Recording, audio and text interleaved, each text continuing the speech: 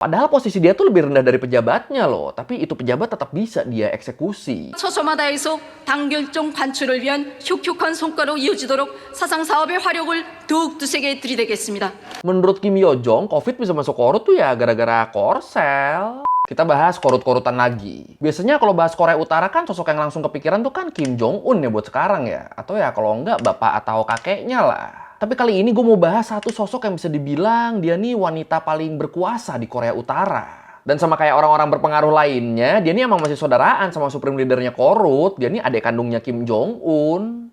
Pantes berpengaruh ya. Bahkan saking berpengaruhnya, dia nih sampai dijulukin sebagai orang paling berpengaruh kedua di Korut setelah kakaknya. Dan setelah gue baca-baca lagi cerita tentang Doi, ternyata kelakuan dia nih nggak jauh beda sama kakaknya nih. Ada galak-galaknya, ada bahaya-bahayanya, ada kejam-kejamnya. Bahkan saking kejamnya, kalau menurut beberapa pengamat, dia nih sampai dapat julukan wanita iblis loh. Waduh. Tapi emang udah ngapain aja sih Doi sampai dianggap berbahaya dan kejamnya tuh udah selevel sama kakaknya? Ya udah kalau gitu, ayo langsung aja kita bahas Kim Yo Jong, si wanita iblis dari Korea Utara di Learning by Googling. Kalau kita ngomongin dia, yang paling gue inget dari Kim Yo Jong ini, kalau menurut RFA Korean Service, dia tuh pernah ngeksekusi pejabat pemerintah di sana cuma gara-gara menurut dia orangnya nih ngeselin. Ih, ngeselin nih ini orang. Eksekusi dong. Nih, eksekusi nih. Kacau anjir. Dan ya gara-gara itu makanya banyak yang nyebut dia nih sebagai wanita iblis. Tapi sebelum kita lanjut bahas kekejaman-kekejaman dia, gue mau bahas dulu nih. Awal mula dia tuh mulai disadari keberadaannya sama dunia internasional. Jadi kalau kita ingat-ingat, sosok Kim Yo Jong ini tuh mulai ke-expose dunia internasional tuh beberapa tahun lalu ya. Waktu Olimpiade musim dingin 2018 di Korsel. Waktu itu rame banget tuh kan. Soalnya pas pembukaan Olimpiadenya, Korut sama Korsel tuh mereka tuh gabung jadi satu Korea. Namanya tuh ya perwakilan Korea udah. Gara-gara ini dianggapnya hubungan antara dua negara Korea ini jadi ada kemajuan akhirnya. Dan di sini sebenarnya yang jadi sorotan media tuh nggak cuma itu ya, nggak cuma tentang bersatunya Korut sama Korsel. Selain itu, media juga nyorotin kehadiran seorang perempuan yang diyakini sebagai anggota keluarga Kim. Bener-bener penasaran tuh waktu itu orang-orang tuh, ini cewek siapa ya? Sampai kalau menurut The Conversation, setelah ditilik-tilik, akhirnya ketahuan deh tuh kalau perempuan ini tuh adalah bagian dari delegasi Korea Utara yang bernama Kim Yo Jong. Yang ternyata dia tuh adiknya Kim Jong Un. Heboh lah media waktu itu, dianggapnya ini kemajuan juga nih. Soalnya dengan hadirnya Kim Yo Jong di Olimpiade 2018, ini ngejadiin dia sebagai anggota keluarga dinasti Kim pertama yang menginjakan kaki di Korsel. Yang beneran ngunjungin Korsel, nggak sebatas di wilayah demilitarisasi doang. Kan kalau kakaknya dulu, Kim Jong Un pas di zona demilitarisasi, itu kan dia kan cuma ya nyebrang gitu doang kan, cuma cerut ke Korsel, terus balik lagi, udah gitu doang. Nah, kalau Kim Yo Jong dia ini bener-bener ngunjungin Korsel nih. Dan sejak kemunculannya di Olimpiade ini, Kim Yo Jong jadi lebih sering muncul ke publik nih. Dia sering ikut ke acara-acara penting yang dihadirin sama kakaknya. Terus kalau di internet, gue tuh inget banget Kim Yo Jong tuh jadi viral gara-gara foto yang ini nih. Image dia tuh jadi kayak cewek-cewek anime gitu gara-gara foto ini. Kalau lu inget di tahun 2020-an atau 2021 gitu kan sempat ada isu kalau Kim Jong Un sakit keras kan, yang dia lama nggak kelihatan. Nah di situ ada yang bilang kalau bentar lagi Kim Jong Un bakal meninggal nih dan dia bakal digantiin sama adeknya. Nah di sini orang-orang pada bingung nih, emang adeknya yang mana? Dan tahu-tahu nyebar lah foto ini sampai banyak yang bikin video kompilasi kelakuan dia juga. Makin terkenal udah dia dari situ.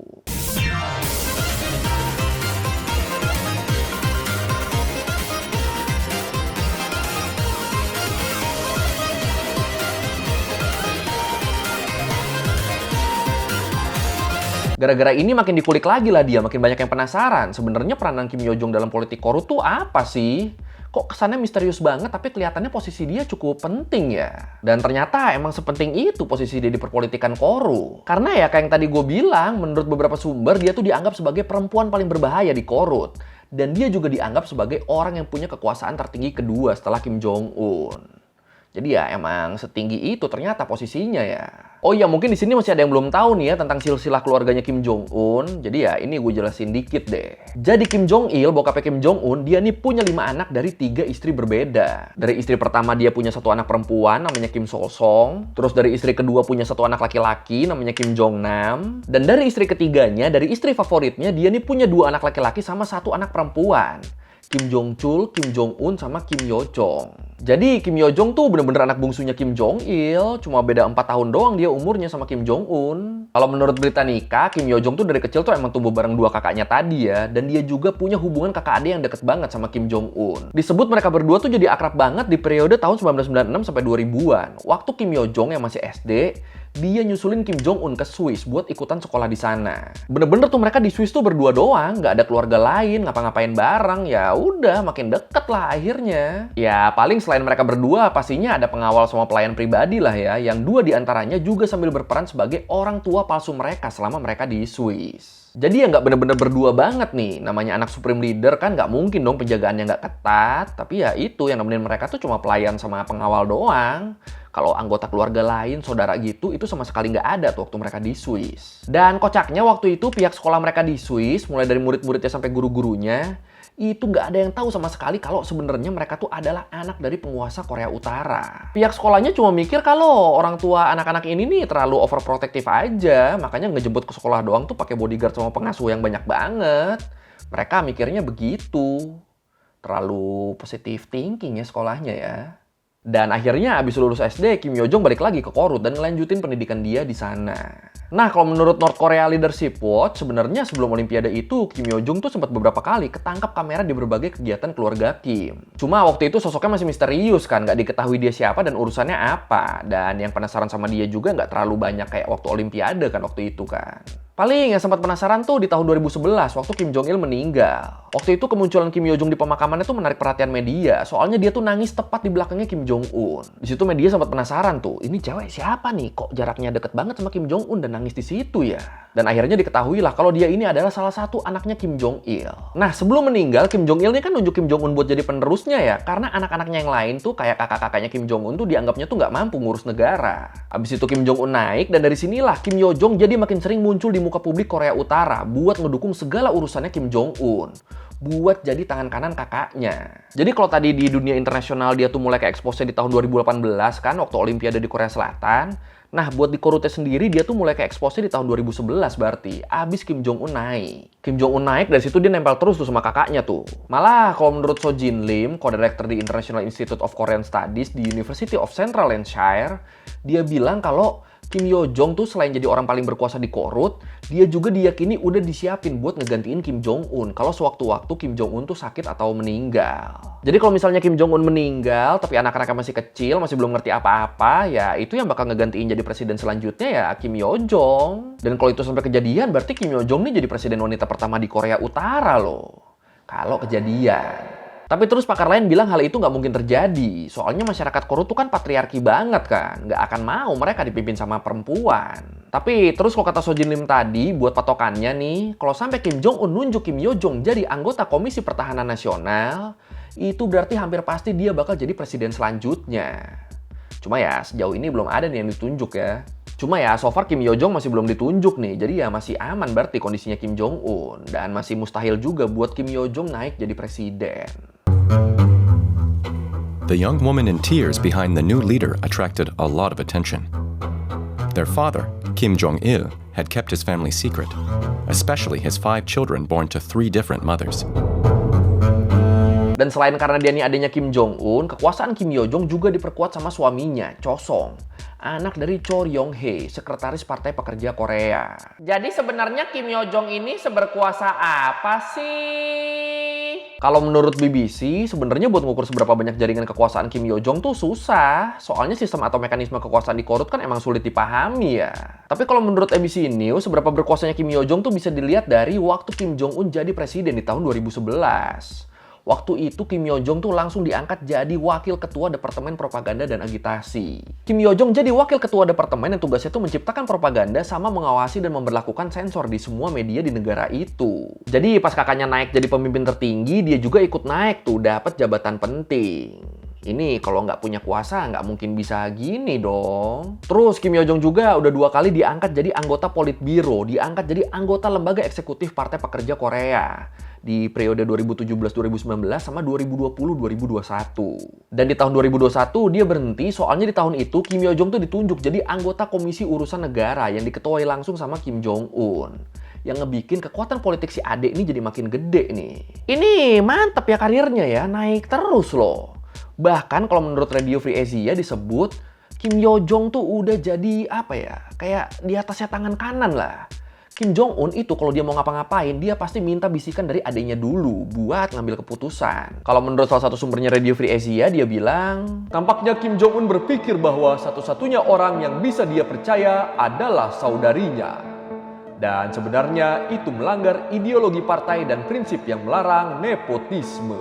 Ini gila juga sih ya kalau bener ya, udah seberkuasa itu berarti doi kan.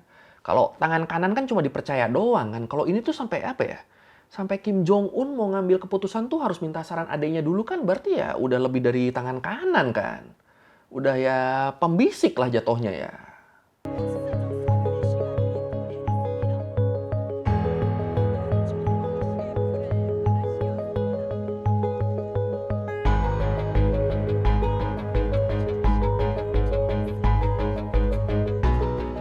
She, as Kim Jong-un's sister, has a special role to play not only institutionally within North Korea, where she does occupy some relatively high official positions, but also unofficially as the spokesperson in part for the Kim family regime. Tapi dengan dia yang selalu dapat posisi bagus di pemerintahan, ini kan pasti kan orang-orang kan jadi mikirnya, emang si ade ini bisa apa sih dia? Ya bisa melakukan banyak hal, terutama hal-hal galak kayak kakaknya. Contoh nih, kalau menurut NPR di tahun 2018, pemerintah Korsel tuh kan ngebangun kantor hubungan antar Korea ya, yang ada di perbatasan Korsel-Korut di Kaesong. Tapi terus di bulan Juni 2020, Kim Yo Jong nih malah ngancem Korea Selatan.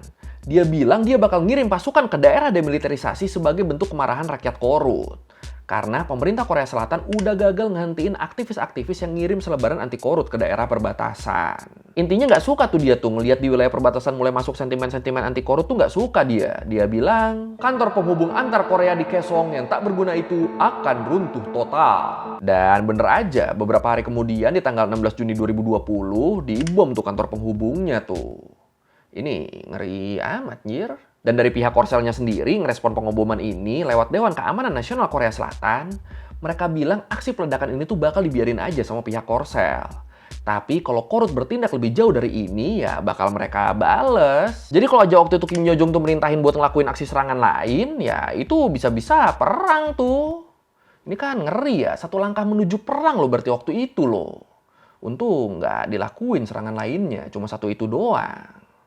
Anjir, Dan gilanya lagi, kalau menurut Al Jazeera, Kim Yo Jong di situ tuh masih ngata-ngatain Presiden Korsel tuh orang bodoh loh. Kim Yo Jong bilang gara-gara Presiden Korsel nggak becus jadi presiden, negara mereka tuh jadi krisis keamanan sekarang.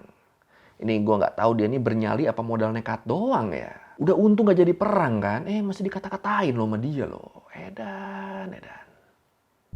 At the center of the policy shift was the Inter-Korean Liaison Office, established in the North Korean border city of Kaesong. The new building, paid for by South Korea, was inaugurated in September of 2018 amid hopes for warmer relations. On June 16, 2019, North Korea blew it up, broadcasting these images to the world. Kim Yo Jong was at the forefront of these new hostilities. She called the South Korean president crazy. Terus selain kejadian tadi ada juga kejadian lain nih. Jadi kalau menurut Sky News di tahun 2022, Presiden Korsel Yoon Suk Yeol dia tuh nawarin bantuan ekonomi ke Korut dengan imbalan denuklirisasi. Jadi di sini Korsel nih bakal ngebantu perekonomian Korut. Nah, buat balas budi Korut ke Korsel itu cukup dengan ngeberhentiin penggunaan senjata nuklir mereka aja. Udah itu doang balasannya. Tapi di sini pihak Korut yang juru bicaranya Kim Yo Jong mereka nih malah nolak tawaran ini. Dan malah nyuruh biar Presiden Korsel tuh tutup mulut aja. Karena kalau kata Kim Yo Jong, semua yang dia omongin tuh nggak ada yang guna. Jadi kayak mereka ditawarin bantuan nih, responnya malah, Udahlah, diem aja lah. Percuma lu ngomong dari dulu juga, nggak ada gunanya. Anjir. Ya di luar Presiden Korsel yang sekarang nih emang banyak kasusnya kan, tapi tetap aja ngomong gitu ke presiden negara lain kan ya edan sih. Dan gak cuma itu, di situ Kim Yo Jong juga nyalahin Korsel atas menyebarnya virus COVID di Korut. Menurut Kim Yo Jong, COVID bisa masuk Korut tuh ya gara-gara Korsel. Di pidatonya tuh dia bilang, jika virus itu kembali ke Korea Utara, maka kami akan membalas Korea Selatan. Ini padahal bisa aja masuk ke Korutnya kan lewat Cina ya. Dan dengan tindakan-tindakan dan omongannya ini ya nggak heran sih kalau Kim Yo Jong tuh disebut sebagai perempuan paling berbahaya di Korea Utara. Ya emang serem sih ya. 우리 공화국에 비루스가 유입될 수 있는 위험한 짓거리를 계속 행하는 경우 우리는 비루스는 물론 남조선 당국 것들도 박멸해 버리는 것으로 대답할 것입니다.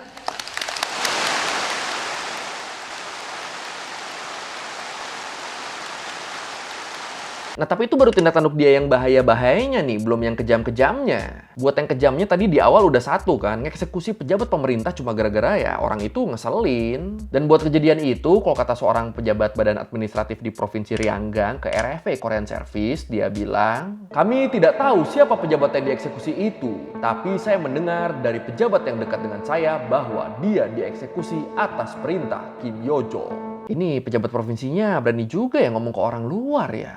Terus selain itu masih menurut RFA Korean Service, di November 2020 pernah juga tuh ada insiden penyelundupan emas ke Cina dari Korea Utara. Mereka nyelundupin emas keluar ke Cina, ketahuan. Dan gara-gara ini beberapa tentara komando keamanan sampai dieksekusi mati di bulan Desembernya. Dan 9 warga sekitar perbatasan yang dianggap ngebantu itu mereka dipenjara seumur hidup. Oh ya, terus selain ngehukum yang terlibat langsung, puluhan anggota keluarga mereka juga dikirim ke kamp penjara politik ya. Dan semua itu atas perintah siapa? Ya, perintahnya Kim Yo-jong. Terus di tahun 2021 dia juga sempat tuh memimpin pembersihan pejabat senior yang dekat sama Kim Jong-un. Dan gara-gara ini makanya dia ini jadi dianggap teror buat pejabat di sana. Padahal posisi dia tuh lebih rendah dari pejabatnya loh. Tapi itu pejabat tetap bisa dia eksekusi. Jadi ya siapa yang nggak takut coba. Nah bahkan di sini saking kejamnya dia, nggak cuma pejabat, dipercaya warga juga akhirnya jadi ikutan takut dan nggak suka sama Kim Yo-jong. Karena dia dinilai terlalu gampang menghukum orang. Dia anggap aneh dikit, hukum. Dia anggap aneh dikit, eksekusi. Jadinya ya pada takut. Kalau menurut bocoran salah satu pejabat korut, dibilang, di saat eksekusi yang tidak adil ini meningkat, bahkan penduduk biasa pun jadi takut kepadanya. Mereka bilang dia adalah iblis yang haus darah. Padahal kalau menurut CNN, dibalik takutnya warga ini, mereka tuh diem-diem ngeledek Kim Yo-jong loh. Ngeledek kenapa? Soalnya waktu dia pidato soal COVID yang kita bahas tadi, warga tuh ngeliatnya tuh pidato dia tuh terlalu baca teks dan suaranya tuh juga gemeter gitu. Pokoknya berasa banget lah nggak bisa ngomong di depan umumnya. Terus mereka juga ngeliatnya isi pidatonya tuh terlalu fokus nyalahin Korsel, tapi malah nggak bahas masalah utama di Korut sama sekali waktu itu, masalah kelaparan. Jadi warga itu ngeliatnya tuh kayak, ini kenapa pidatonya baca banget ya? Ngomongnya juga begitu, mana isinya bahas Korsel semua. Padahal kan kita lagi kelaparan ya. Tapi ya di luar itu tetap kayak yang gue bilang tadi, disebutnya buat sekarang kalau sampai ada apa-apa sama Kim Jong-un, dia tuh bakal naik ngegantiin Kim Jong-un. Bahkan kalau menurut Joseph Detren nih, salah satu utusan Amerika di pembicaraan 6 pihak, yang di dalamnya tuh ada Korut sama Amerika, dia bilang, dalam pandangan saya, Kim Jong-un telah membuat keputusan untuk membuat Kim Yo-jong sebagai penerusnya. Ini menarik tapi ada ngeri-ngerinya ya.